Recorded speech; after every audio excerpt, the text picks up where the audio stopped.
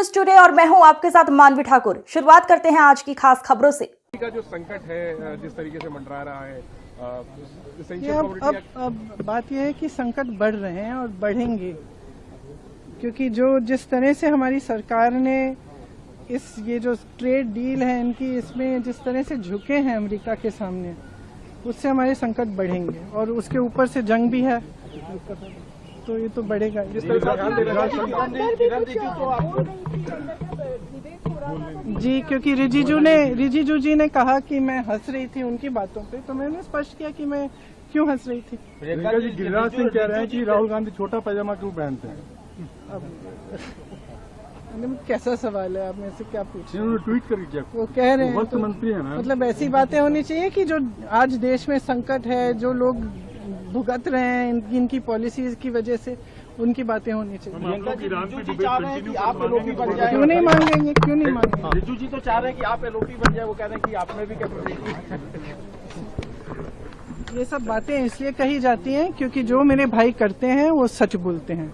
इनके सामने आज तक एक ही व्यक्ति है जो इस पूरे देश में जो झुका नहीं है। इन्होंने सब कोशिशें की, पैसे खर्चे, तमाम सोशल मीडिया की कैंपेन की, मीडिया पे कैंपेन की, तरह तरह की चीजें बोली, उनके बारे में कुछ नहीं चला है। सच्चाई उनके सामने है, लोग देख रहे हैं कि ये एक ही व्यक्ति है जो सच बोलता है और झिझकता नहीं और पीछे नहीं हटता।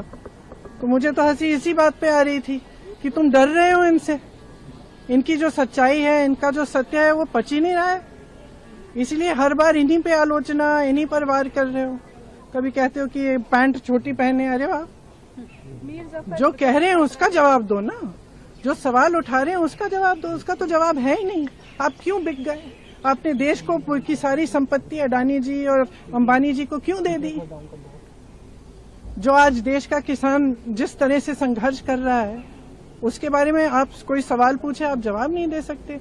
तो यहाँ इस सदन में पिछले, मैं नहीं हूँ, लेकिन पिछले 2-3 सेशन से मैं देख रही हूँ कि यहाँ असली चर्चा नहीं हो रही है।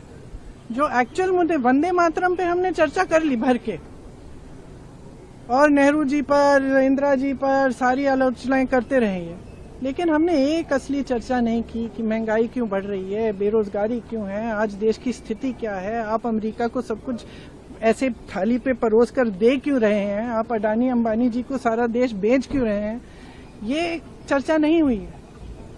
और ये लोग आलोचना कर रहे हैं कि हमने सदन को कमजोर कर दिया है, ये किया है, वो किया है। असलियत ये है कि प्रेशर इन्होंने डाला है स्पीकर पर। असलियत ये है कि उनकी स्वतंत्रता इन्होंने खराब की है, इन्होंने खत्म की है, कि हर संस्था को खत्म करने वाले ये हैं।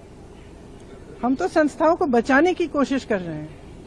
हम जहां भी, जो भी हम आंदोलन कर रहे हैं, जो भी हम कह रहे हैं, हम ये संस्थाओं को बचाने के लिए कह रहे हैं, क्योंकि वो संस्थाएं निष्पक्ष रही नहीं जिन पर आधारित हमारा लोकतंत्र है, इसलिए हम लड़ रहे हैं।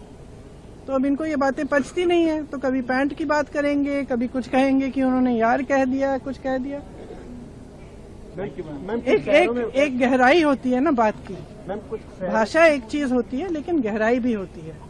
और जो इंसान बार बार सच कह रहा है, वो सच किसी न किसी तरह से बाहर आ जाता है। और इस देश की जनता की खासियत ये है कि चाहे समय लगे, लेकिन सच्चाई वो समझ जाते हैं। मुझे याद है मेरी दादी जी भी यही कहती थी कि आप नकली होने की कोशिश करो, कुछ भी दिखाने की कोशिश करो, अपनी इमेज बनाने की कोशिश करो, कुछ नहीं चलेगा। इस देश की जनता सच्चाई देख लेगी, देख रही है। समय लगा है, लेकिन देख रही है।